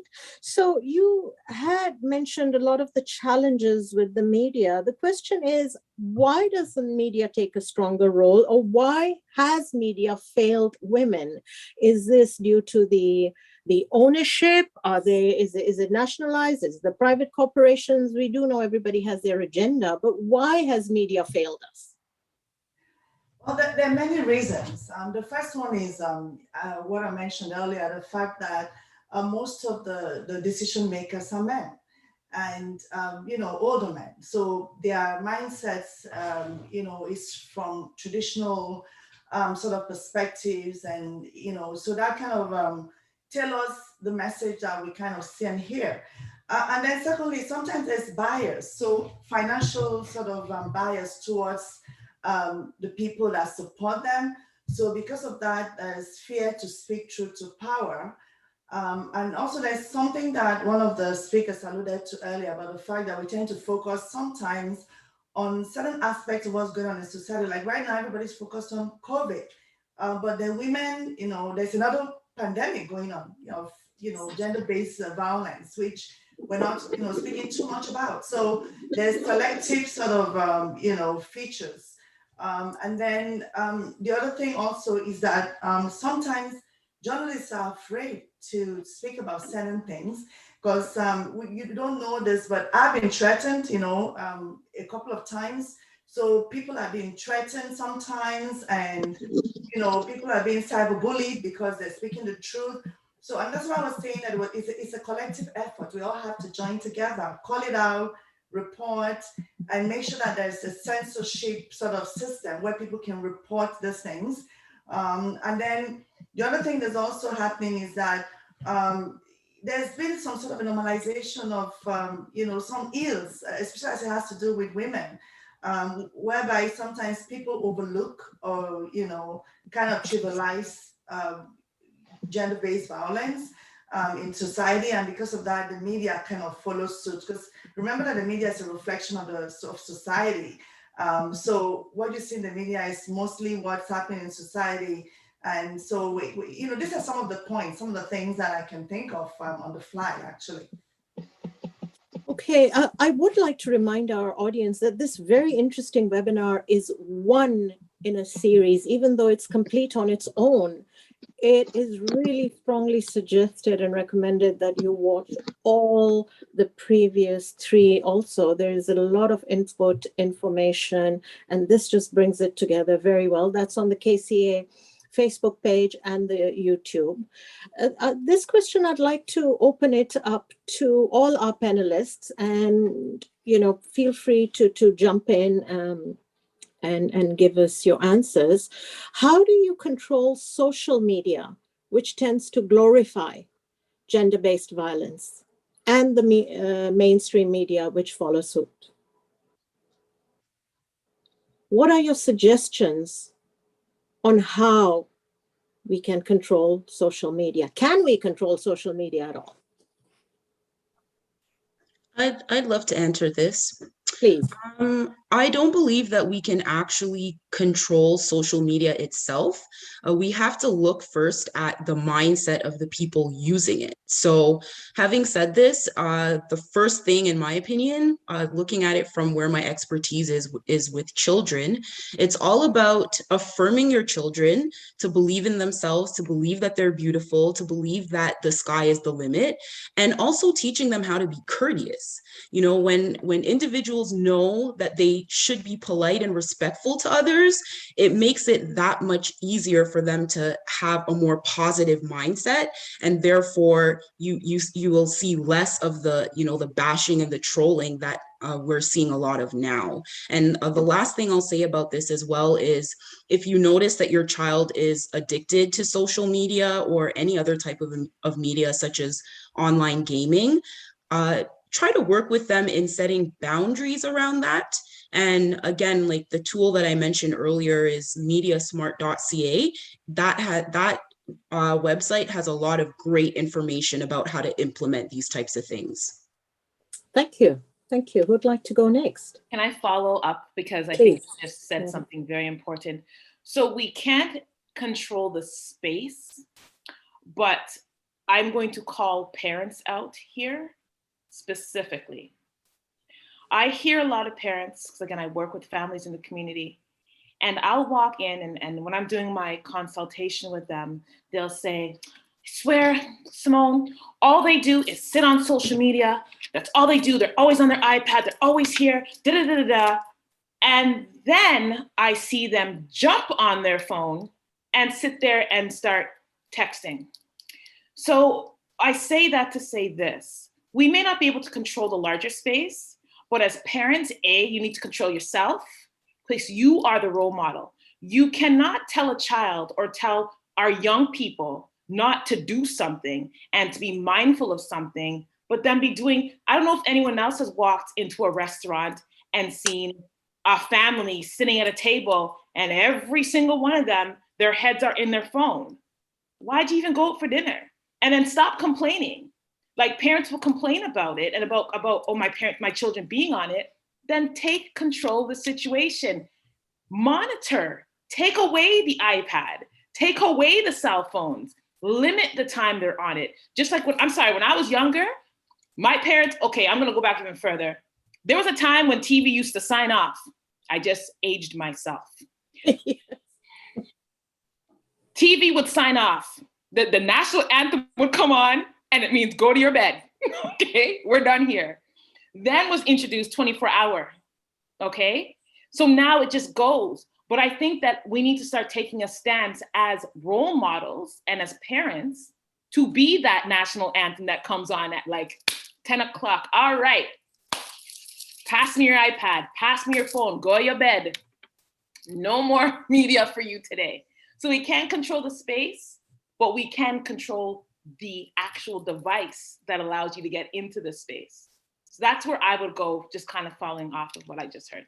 Thank you. Simone, I think you've aged a lot of us, including me. I totally recall in Kenya, Nairobi, the national anthem would come on at about 11:30 to introduce, and then the day's agenda would come on, and at about midnight, with the national anthem, that would be the end of television. And oh, for those good old days, you certainly brought back some memories there. Okay, anybody else have anything to add? I'll go next. Okay. I'm just gonna jump on, it's 11 o'clock, do you know where your children are? Right? That's exactly what would happen after the national anthem. And just to just echo Trishan and Simone's point, especially with our children and ourselves, it's the matter of regulating self and creating those environments to long to be outside and stay in those spaces. So yes, we were locked down for quite some time, and we would see the amplification of the need to be on social media just because of the fact that that's all we had when we couldn't go anywhere. But in so much as the weather is good, and even when the weather becomes cold and snowy, how is it that we are modeling as parents, as ourselves, wanting to go outside and doing these activities that we used to do all the time before we had all of these devices to hand. There was a time where it's like, oh, mommy, daddy, I'm bored. And it's just like, you're bored? We'll go outside and try to do something or create something, but I'm bored. It's just like, because I don't have my iPhone's died and then I just don't want to use my computer anymore. So we have to, again, it always boils down to creating spaces, no matter in what medium. It's all about creating those spaces, those alternate spaces, to be able to dwell, create, stimulate imagination, stimulate holistically conversations,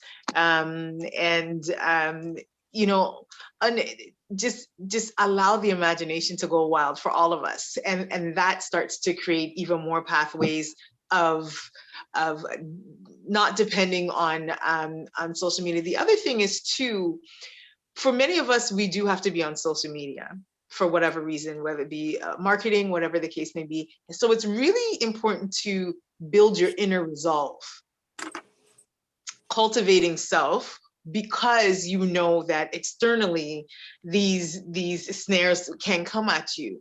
And we always hear the terminology, in my world, meaning this is my YouTube world and my my IG world and whatever the case may be. So if you build an inner resolve, regardless of, not to say that it's right, but regardless of who comes at you, when you know your truth, your authentic self, when you're being sovereign to who you are, especially as well as feeling that with the younger generation, to have them build their resolve, when those things start to come to you, we may not be swayed as much, and then you're able to create a confidence and a deeper sense of self-worth in the younger generation as well, knowing that your truth is your truth. This is who I am. I'm creating this world around me. If this is not for you, you're probably just not aligned to my vision, and that's okay. You can go somewhere else, right? So normalizing those conversations as well. Great, thank you. For any other questions coming in, please type them in our chat. We are not able to address raised hands right now, so type in your questions. I have another question for the entire panel. What are some media outlets you feel are doing good work? Followed by, what are your thoughts on feminist publications like Bitch Media, or Jezebel, or Bust Media? Who would like to take that on? First of all, there's something called Bitch Media. Yeah, exactly. I've come across it for the first time. What? Do they license this? Jezebel? Yes. Oh, I need to look these up. That's my comment. Patricia, I'm thinking that's something right up your alley. Well, you know, I think that a lot of media organizations are doing what they think they should be doing. But I think that as a community, we just need to call them out to do more. I know that in Canada, I mean, for us, we just actually launched a new TV show last week. We had like a launch party. It's called Empower Her. So it's a show, you know, for women. It discusses abuse. It just, you know, topics that empower women, and it's an opportunity for women to share, you know, whatever they're going through. Because sometimes as women, we just want to see that somebody else is going through what we're going through, and somebody else shares our pain or has been there, done that. So I think we can call, you know, these organizations out.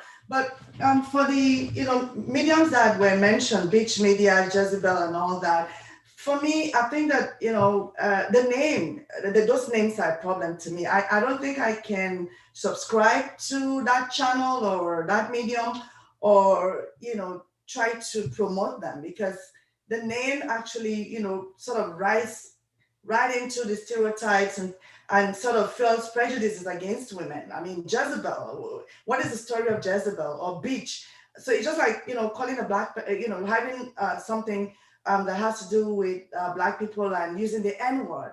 Even if you're trying to empower, send positive messages, it's wrong. I feel like it's promoting and propagating what we kind of, you know, trying to fight against. So I would say, you know, just be selective on what you kind of are following. And I wanted to say something about what we were talking about earlier about social media. So the one way that we can fight, you know, negativity on social media is to populate social media with the right information, empowering information, and to make sure that, you know, we report things that are not correct. I mean, there are many ways to report, even on Facebook, YouTube, and all that. And also make sure that you're part of a community. So we're on social media.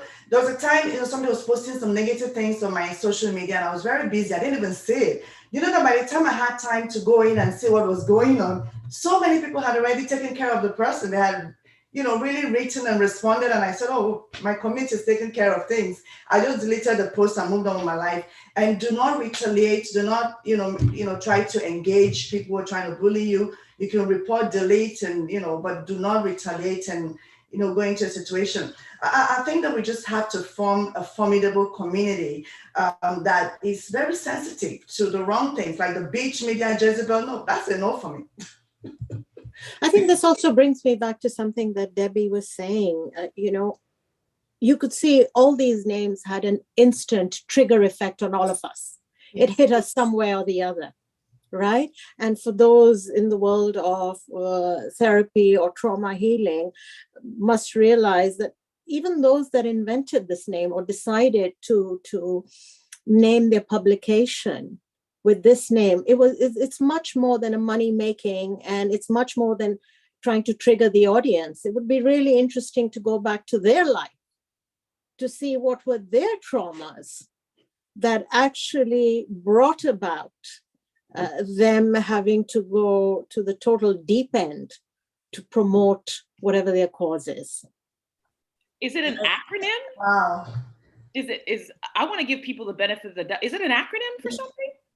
It was forwarded to us as a question. I think it's implying the beach. And well, I think sometimes platforms like this are trying to like take back their power by using these derogatory terms. And in my mind, it's such a very fine line when you're doing things like this. So yeah, it has to be very creative in order to have the right type of impact. And those titles to me are a no. I've never heard of them before. I'm definitely I want to know what they're about now. And the other thing I want to point to as well is what I find with material that claims to be feminist is there's still a lot of people who are left out of the conversations, or I should say women that are left out of the conversations. And so for me personally, I tend to steer away from anything that labels itself as feminist, because I am more a champion of equity, give people, the chance to be able to do what they want to do within the means of what they can. So yeah, for me personally, I don't think it's something I would subscribe to. one of the comments we have is that this could be a way of seeking attention. Well, they got it. Well, absolutely they did. That is true, but I feel like, what is right is right and what is wrong is wrong. That's my philosophy. Do not magnify negativity, even if you're trying to use it to kind of utilize it as a creative idea to get attention. Because at the end of the day, you're promoting something that's repulsive. I know, I just, Googled Beach Media, and it's a feminist publication. Actually, they're trying to advocate for women and empower women and all that, but with the word bitch, I mean, come on. Well, that's why I asked, is it an acronym for something? Because I know a young lady who has a brand and it's called Bitch, but it is an acronym for empowerment. So this is why I was like, you know what? Let me see, because technically bitch is a female dog. We have taken it and we've created it to mean something derogatory to us as humans, but it has nothing to do with humans. It's a female dog. It has nothing to do with us as women. So obviously that has been spun, like many words have been spun, but I'm curious with this publication. I'm actually going to reach out to them and find out, is this an acronym for something? I'm very curious, because if you're a feminist group, that's the last word that you would use to describe a woman, knowing that there have been negative connotations put on that word.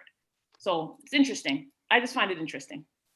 It'll be very interesting to know that each one of you have reached out to them and given them a piece of your mind and an opinion about how to promote feminism and what is the right way to go about it and what is not acceptable.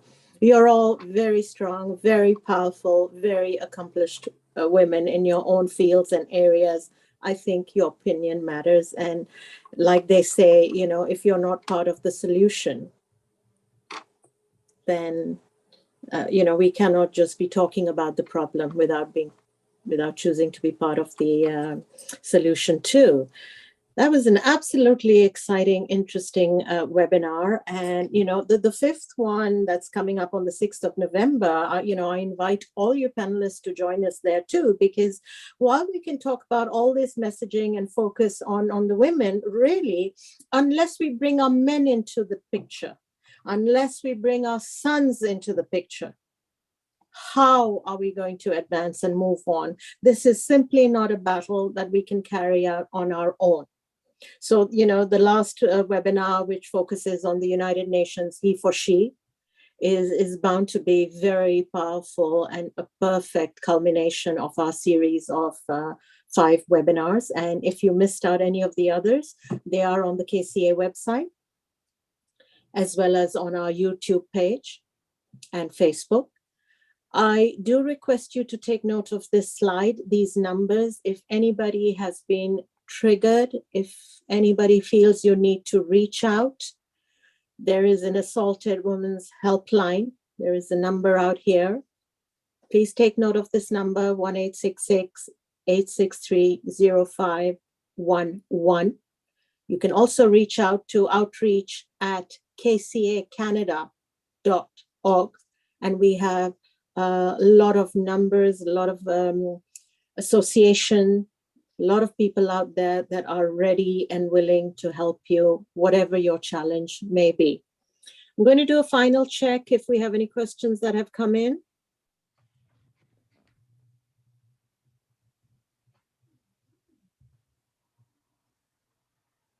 I think we're doing very well with our time here today. This was an absolutely wonderful afternoon, you know, in spite of the fact that, you know, the slides didn't necessarily cooperate. IT wasn't always on our side, but it was as though we were sitting with a bunch of girlfriends having a wonderful discussion. And it was, you know, we didn't realize that the slides were missing. Thank you very much to all the presenters, the panelists. Thank you to our Secretariat team for all the hard work behind the scenes. Thank you to our amazing audience for sending in your questions. The questions keep rolling in even after the webinar is done, so we are sure to forward them to you. Thank you to the Board of KCA for supporting the women's agenda. Have a wonderful afternoon. Take good care of yourselves. Thank you again. Maybe